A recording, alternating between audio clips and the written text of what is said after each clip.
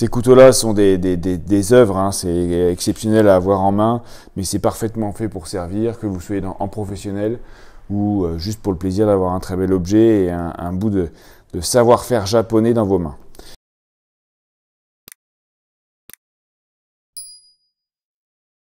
Eh bien bonjour, bienvenue à tous, je suis Fabien Bourly, coutellier depuis une vingtaine d'années et je vous explique aujourd'hui depuis la coutellerie champenoise une nouvelle gamme qu'on vient de recevoir du Japon, la série Ado avec des manches un petit peu particuliers, je vous explique tout de suite après. Alors Ado, c'est une fabrication un peu particulière puisque c'est une marque créée dans une cité historique de la coutellerie qui est à Sakai. Sakai, c'est à l'est du Japon et c'est le berceau de la coutellerie japonaise.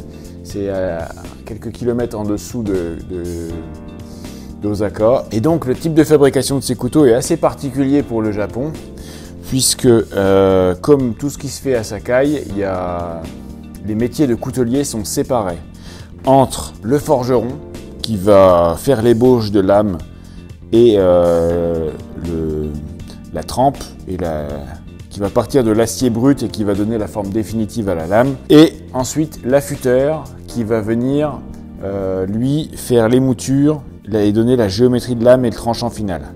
Donc cette série Ado est faite par un forgeron qui est très très connu, qui ne s'occupe donc que de la forge des lames, qui s'appelle Yoshikazu Tanaka et qui est assisté de son qui est assisté d'un autre forgeron qui s'appelle Shogu Yamatsuka, qui est plus jeune et qui apprend la forge dans la transmission du savoir-faire avec Yoshikazu Tanaka, qui est une des références de la forge au Japon. Une fois que les lames sont forgées, les forgerons apportent ces lames à l'affûteur qui s'appelle Tadaka Maruyama et qui travaille pour l'entreprise Fukui, qui va ensuite se charger, comme ce qu'on appelle au Japon les revendeurs, de mettre le manche, de mettre la marque et de s'occuper de la vente des couteaux. Donc c'est chaque métier de coutelier est séparé avec une ultra spécialisation qui va donner à la fin donc des couteaux où chaque domaine de compétences est ultra abouti. On travaille depuis longtemps avec cette marque et je viens enfin de recevoir, j'en suis très content, les manches en bois laqué, qui est une technique traditionnelle japonaise qui est nommée uruchi. Donc ça c'est laqué façon cerisier du Japon et c'est absolument magnifique. On a l'impression d'avoir de l'écorce de bois. Ça permet une très bonne prise en main, c'est très agréable. Donc c'est vraiment, il y a un très grand savoir-faire. Et faut bien vous dire une chose, c'est que la laque c'est très résistant. Les Japonais s'en servent pour faire des assiettes qui servent au service, donc c'est parfaitement résistant. On a un peu l'impression en France de se dire que quelque chose de laqué est fragile, mais non, c'est pas fragile du tout, voire même ça pourrait être plus résistant qu'un bois naturel. C'est pas du vernis, c'est un vernis, mais c'est pas un vernis comme on pourrait l'appréhender nous. Voilà, c'est rugueux, ça donne une très bonne préhension et c'est vraiment très agréable. Alors ici, j'ai pu avoir 4 couteaux dans plusieurs exemplaires.